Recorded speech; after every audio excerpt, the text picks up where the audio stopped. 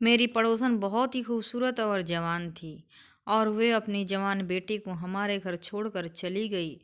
उसे किसी और दूसरे शहर काम के लिए जाना था। वह लड़की बहुत ज़्यादा खूबसूरत थी। उसको देखकर मेरी नीयत गंदी हो गई।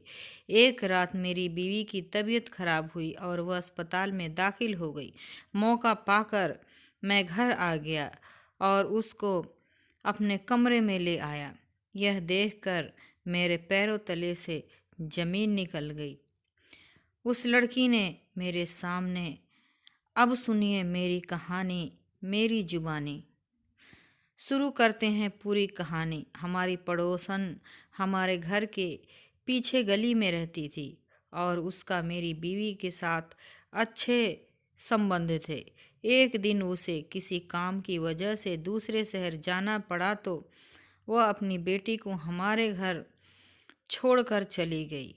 उसकी बेटी बहुत ही खूबसूरत और बहुत ही तंदुरुस्त थी। उसकी गोरी रंगत वह निहायत ही खूबसूरत थी। मैं उसकी खूबसूरती देखकर दंग रह जाता था।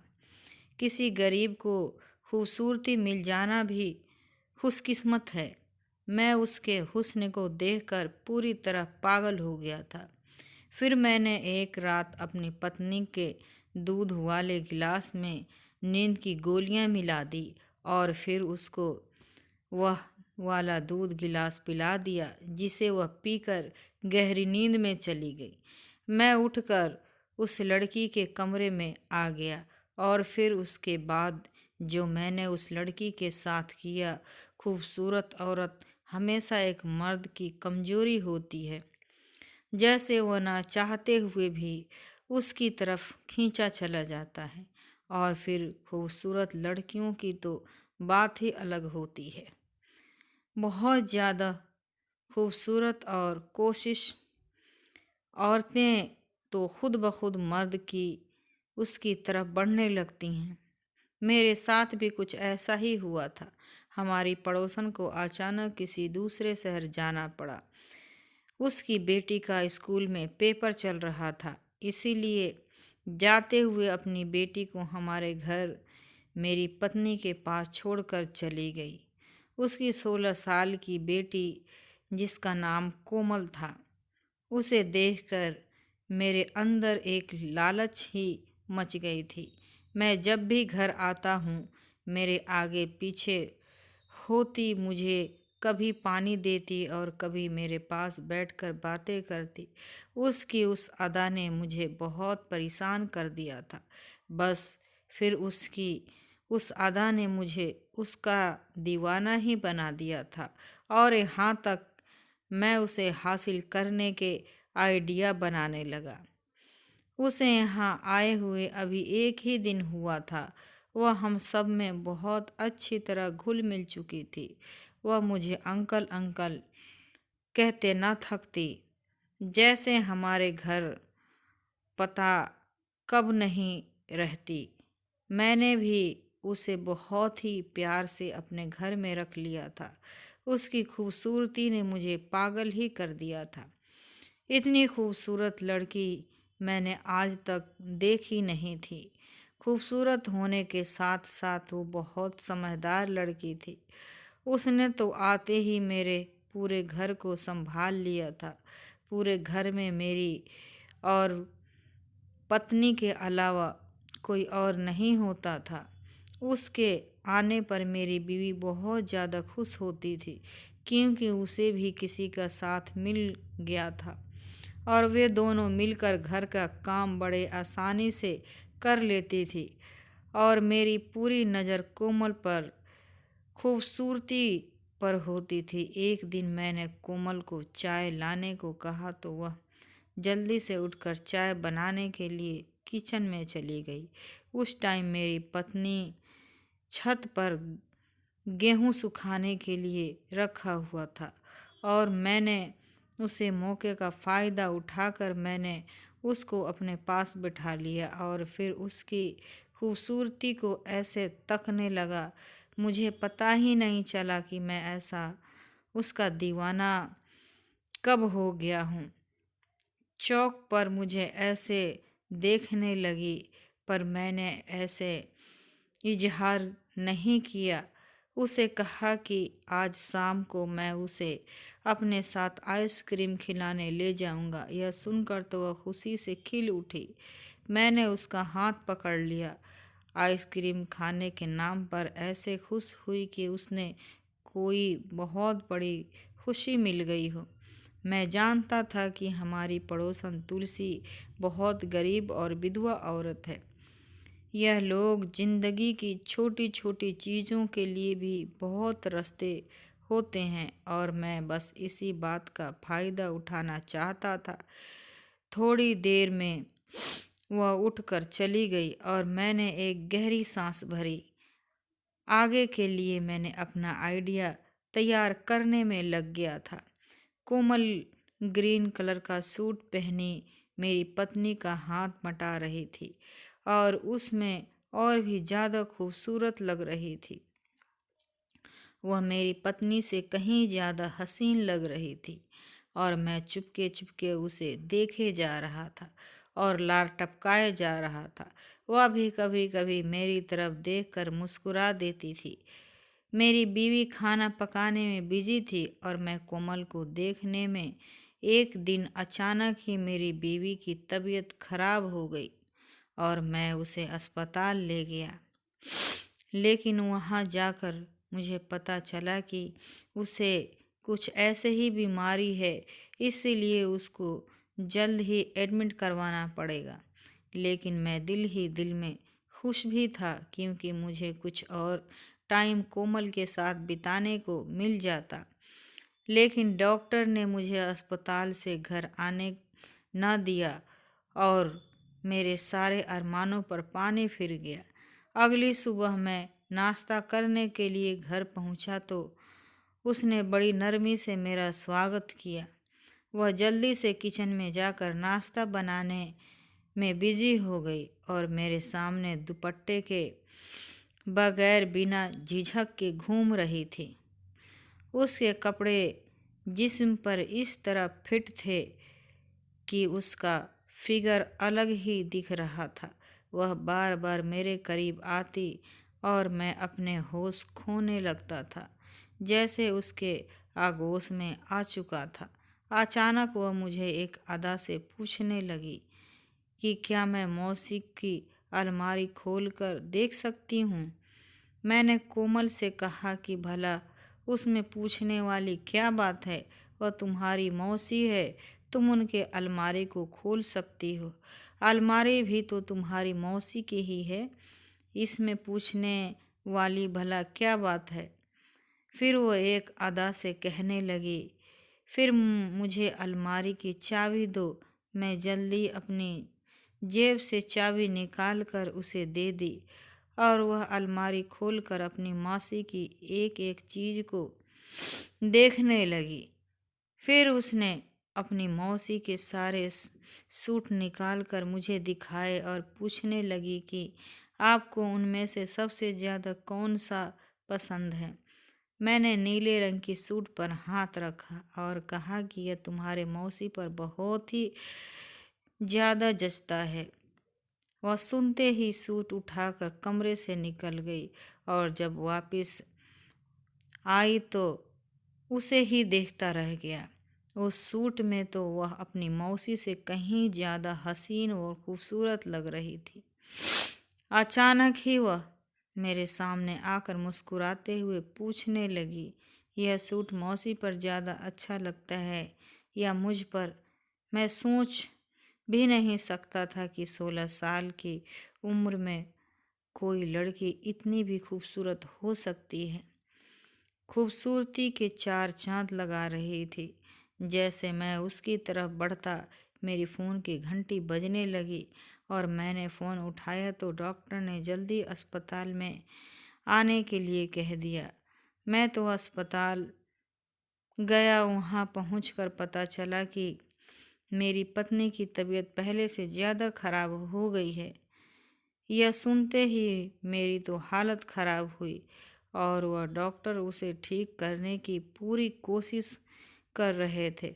शाम तक उसकी हालत पहले से अच्छी हो गई तो डॉक्टर ने उसे छुट्टी दे दी और मैं अपनी पत्नी को घर लेकर आ गया।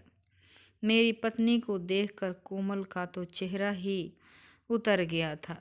उसने अजीब सी नज़र अपनी मौसी पर डाली और फिर अपने कमरे में चली गई।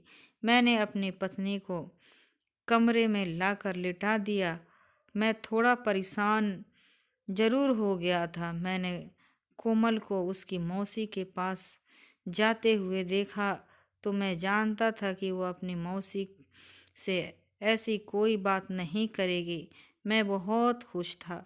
कोमल के साथ बीते हुए कुछ ही पल मुझे बहुत खुशी दे रहे थे, लेकिन उसके बाद जो कुछ मेरे साथ हुआ, मेरे कदमों तले से ज़मीन निकल गई।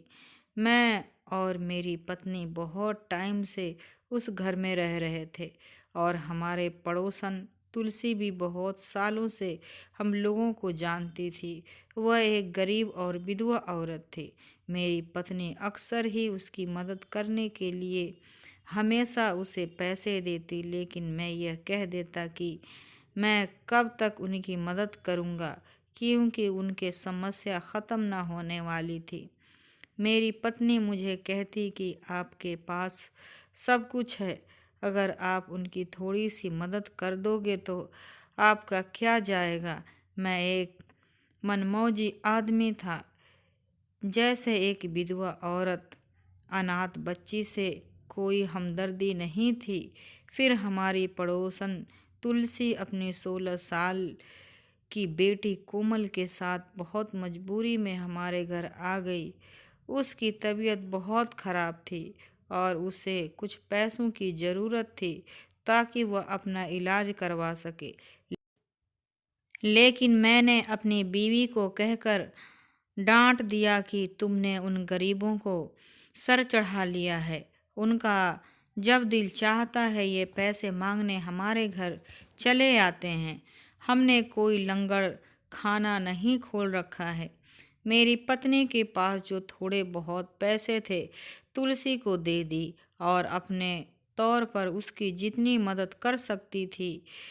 कभी उस दिन के बाद तुलसी हमारे घर पैसे मांगने नहीं आई थी और मुझे बहुत सुकून हो गया था। लेकिन मुझे क्या खबर थी कि एक दिन मुझे इस बात की क्या सज़ा मिलेगी।